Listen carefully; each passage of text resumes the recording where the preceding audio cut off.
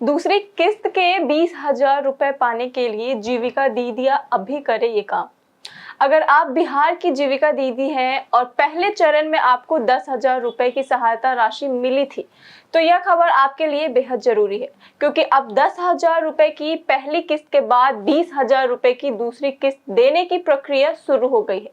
हालांकि दूसरी किस्त पाने के लिए कुछ जरूरी मानक तय किए गए हैं और उन्हीं के आधार पर लाभुकों को चयन किया जाएगा। अब सबसे पहले बात करते हैं कि 20,000 रुपए की दूसरी किस्त किन जीविका दीदियों को मिल सकती है। दूसरी किस्त के लिए सबसे पहले ये देखा जाएगा कि पहली बार मिली 10,000 रुपए की राशि का इस्तेमाल किस तरह किया गया है। अगर इस राशि का उपयोग निर्धारित आर्थिक गतिविधि या कारोबार में किया गया है, तो उसे दूसरी किस्त के लिए पात्रता के आधार पर देखा जाएगा। इसके अलावा आवेदक पर पहले से कोई ऋण लंबित है या नहीं, इसकी भी जानकारी ली जाएगी।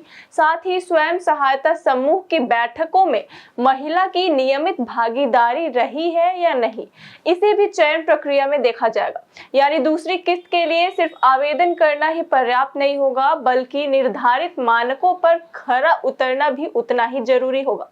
अब बात करते हैं आवेदन की प्रक्रिया की। दूसरी किस्त के लिए आवेदन जारी है और अब तक करीब 3,000 आवेदन जमा हो चुके हैं। हालांकि अभी आवेदन लेने पर लाभुकों के चयन की प्रक्रिया शुरुआती चरण में है।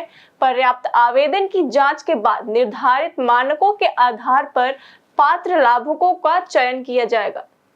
अब सवाल यह है कि 20,000 रुपए की इस दूसरी किस्त का इस्तेमाल कहाँ किया जा सकेगा। अगर कोई जीविका दीदी पहले से छोटा कारोबार चला रही हैं, तो वह इस राशि का इस्तेमाल अपने कारोबार को बढ़ाने के लिए कर सकती हैं। वहीं अगर कोई महिला नया काम शुरू करना चाहती है, तो अपनी रुचि और क्षमता के अनुसार नया व्यवसाय शुरू करने में भी इस राशि का इस्तेमाल कर सकती है। यानी सहायता राशि का उद्देश्य सिर्फ महिलाओं को आर्थिक मदद देना नहीं, बल्कि उन्हें अपने कारोबार को मजबूत करने और अपनी आमदनी बढ़ाने का मौका देना भी है। पहली किस्त से शुरू किए गए काम को आगे बढ़ाने के लिए दूसरी किस्त काफी मददगार साबित हो सकती है। हालांकि यहाँ एक और जरूरी बात समझना बहुत जरूरी है।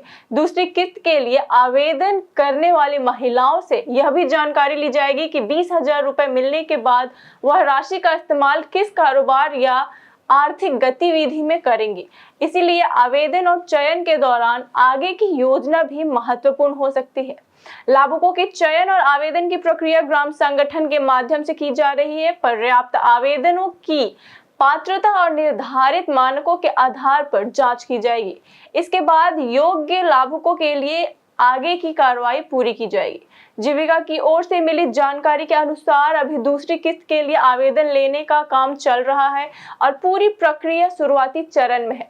ये आवेदन करने वाली महिलाओं को चयन प्रक्रिया और अपने ग्राम संगठन से मिलने वाली जानकारी पर नजर बनाए रखनी चाहिए। अगर आप भी जीविका समूह से जुड़ी है और आपके पहले 10,000 रुपए की सहायता राशि मिल चुकी है, तो दूसरी किस्त से जुड़ी इस प्रक्रिया को लेकर लापरवाही ना करें। पहली किस्त का सही इस्तेमाल, स्वयं सहायता समूह से जुड़ी गतिविधियों में भागीदारी और आगे के कारोबार की योजना जैसी चीजों आपके लिए महत्वपूर्ण हो सकती है।